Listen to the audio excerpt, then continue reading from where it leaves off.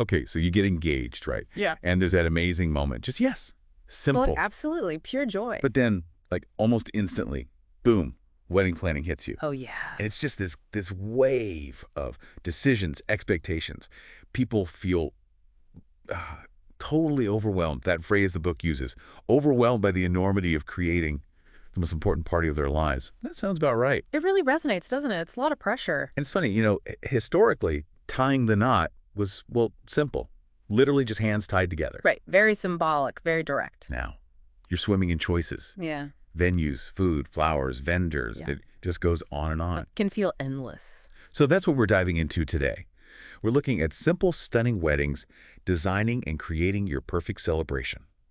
The whole idea is helping you make a wedding that's personal, beautiful, meaningful, but crucially, as simple as possible. Getting back to the core of it, maybe. Exactly. We want to give you like a shortcut to getting that clear vision and some real practical ways to make your day simple and stunning. A very appealing promise. Okay, so let's unpack that promise. Yeah. Simple, stunning wedding.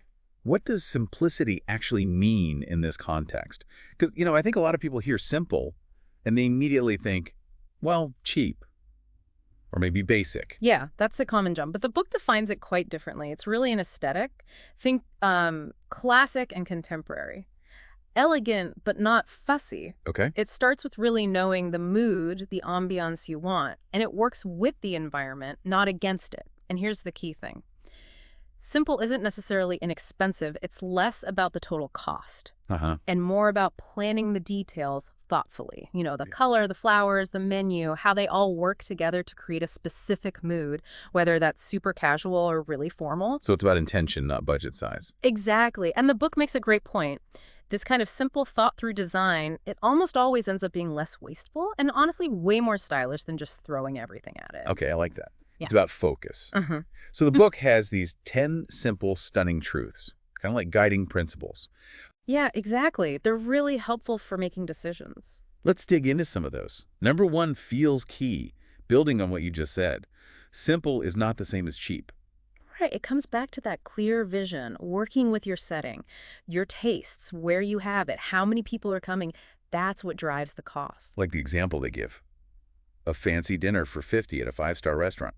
Logistically, that's super simple to plan. Incredibly simple for the couple, yeah. The restaurant handles almost everything. But it's definitely not cheap. Not at all. Simple execution, high quality. Okay, so clarity leads to harmony. That's truth number 3.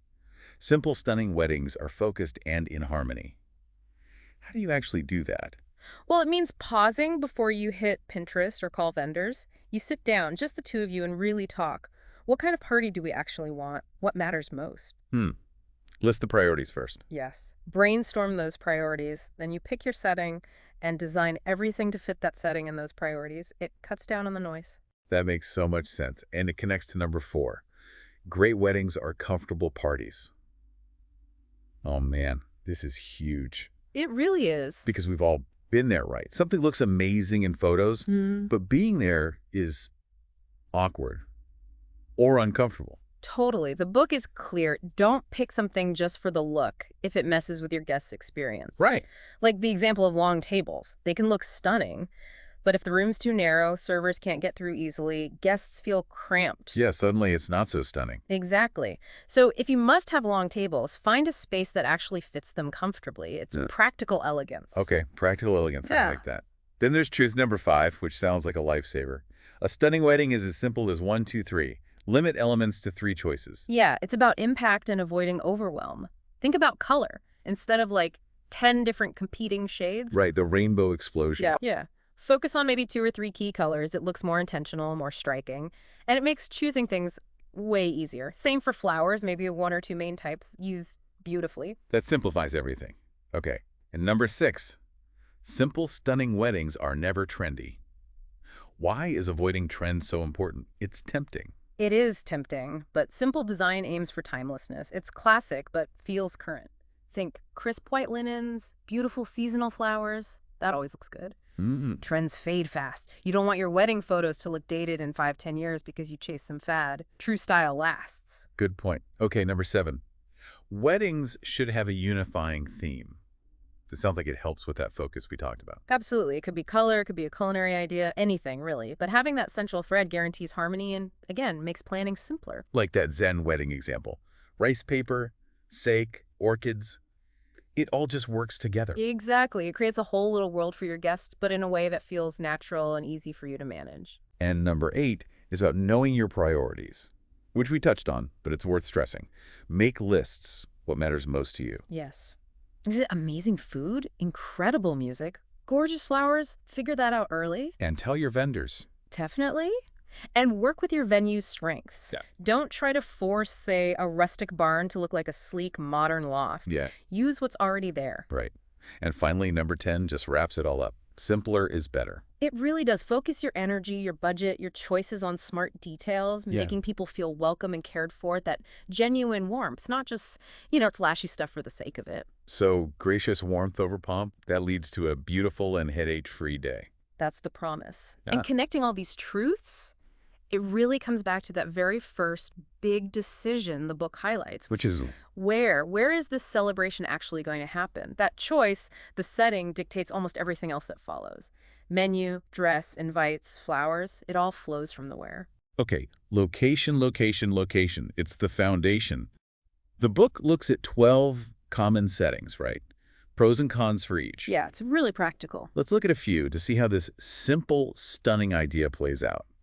A restaurant wedding, you mentioned it earlier, as simple logistically. It really can be. Restaurants often have great built-in style. Plus, you've got tables, chairs, lighting, the bar, the kitchen, experienced staff. A banquet manager, maybe? Often, yes, they handle so much. And they can be surprisingly flexible. Maybe they'll create a signature cocktail for you or help stash gift bags. Nice. The book mentions a pastry chef even airbrushing a stand chocolate to match decor, or making mini versions of all their desserts so guests could try everything. Little touches like that. That's lovely. So best for small or medium crowds, usually. Generally, yes, and you get a built-in spot to go back to for anniversaries, which is a nice perk. Okay, so if you're thinking restaurant, Yeah. what are some potential splurges, and what are the reality checks you need to know about? Like you mentioned fees. What are corkage or plating fees again? Right, good question. So corkage is a fee the restaurant charges if you bring your own wine. Plating fee is similar, but for bringing an outside cake they charge for cutting and serving it basically covers their service and glassware. Gotcha. So splurges. Oh, you could go for really special food and wine, things the restaurant does well, maybe wild game, or like a Japanese kaiseki tasting menu. Wow. Yeah, or amazing wines you wouldn't normally order. Yeah. You could upgrade the linens beyond the standard stuff. Hire musicians that fit the vibe, like an accordion for a French bistro feel, maybe opera singers for an Italian place. Fun. And the reality checks. Definitely don't book a place that hasn't opened yet. The book has a horror story about invitations going out before the restaurant's opening got delayed. Ouch. Yeah, and always clear bringing your own wine or cake beforehand because of those fees. Avoid making guests pay for drinks, no cash bars, and maybe skip super fragrant flowers or scented candles. They can clash with the food aromas. Good point. Mm-hmm. Okay, restaurant sounds pretty straightforward. Now, the opposite end of the spectrum. Hmm. A tent wedding. Sounds like a massive undertaking. It absolutely is. It's often chosen because you want a specific spot, maybe the family home, a beautiful lakeside property, usually for larger groups too. Right. But yeah, the author points out that even a simple backyard wedding for, say, 175 people, that immediately becomes a tent wedding because you need the structure. And it's like building a temporary venue from scratch. Meaning you have to bring in everything. Everything. Cooking tents, fancy portable restrooms, generators for power, all the lighting, Yeah. every single table, chair, fork, everything. Whoa. Okay. Reality checks must be plentiful. Oh, yeah. Way more decisions involved than any other venue type. You need permits, your lawn might get damaged. Budgets can easily creep up with last-minute needs like flooring or heaters if the weather turns. Flooring sounds important. The book strongly recommends insisting on a floor. Keeps guests comfortable, saves the grass if it rains, and you absolutely need a solid rain plan. Can't just hope for the best. Seems like a lot more risk. It is. But the payoff can be amazing. And for splurges, you can do cool things like separate themed lounge tents inside or nearby. Yeah. Like a cozy Moroccan lounge or a Zen cigar lounge gives guests different spaces to hang out. Okay, that does sound cool. High effort, potentially high reward. What about something in between, like a museum or an art gallery? That sounds inherently stunning. It does. You've got built-in beauty, conversation starters, you're surrounded by art. Imagine cocktails next to a Rodin sculpture, dinner near Warhol. Pretty amazing backdrop. Totally. But museums have very strict rules. Understandably, they need to protect the art. So expect limits on guest numbers, party hours, maybe restrictions on food or drink in certain areas. And vendors, too. Often, yes. They usually have a list of pre-approved caterers and other vendors you have to use. And you need to know exactly what art will be on display during your event. The book mentions paintings being swapped out unexpectedly right before a wedding for another exhibit. Oh, wow. Need to confirm that. What about things like candles? Often a no-go.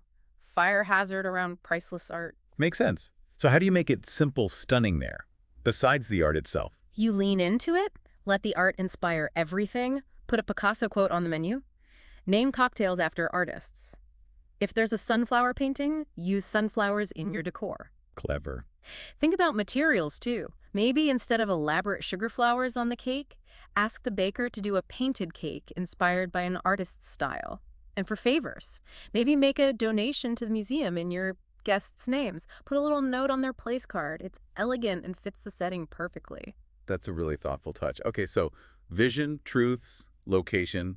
Now the big one, money, budgeting. It's often tense. You definitely hit the nail on the head there. It's often the trickiest, most stressful part. Talking about money can be really sensitive for couples, for families. Yeah, that whole thing of who pays gets a say. Exactly. That can create tension. The book suggests approaching it less like just crunching numbers and more like, well, figuring out shared priorities and getting creative. So less accounting, more conversation.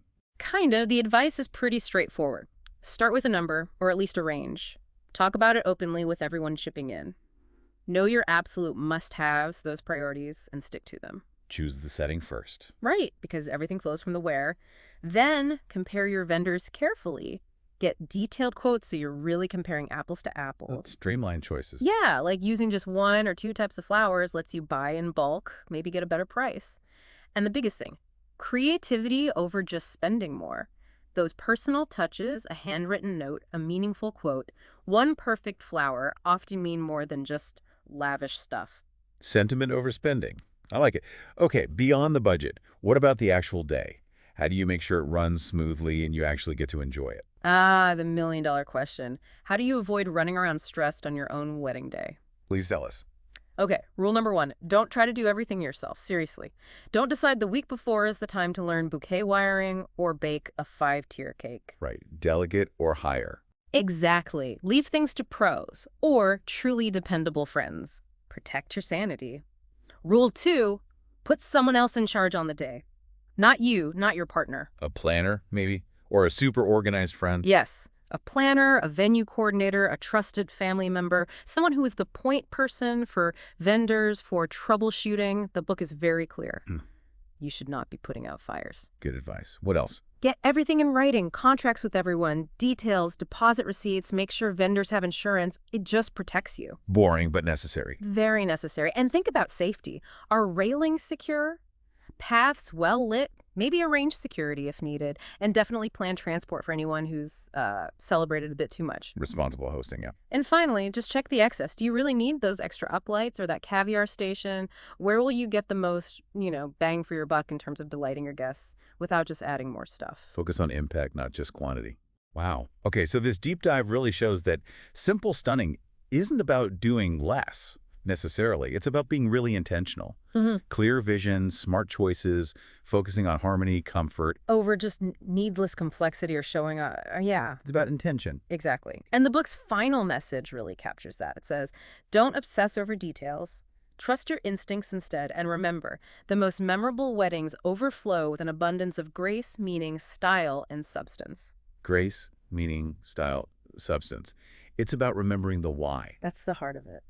So thinking about all this, for your own big celebration, whether it's a wedding or something else significant, what really stands out to you from this? How could you use these ideas, simplicity, clear vision, focusing on meaning, to cut through all the noise and create something truly unforgettable that celebrates what actually matters?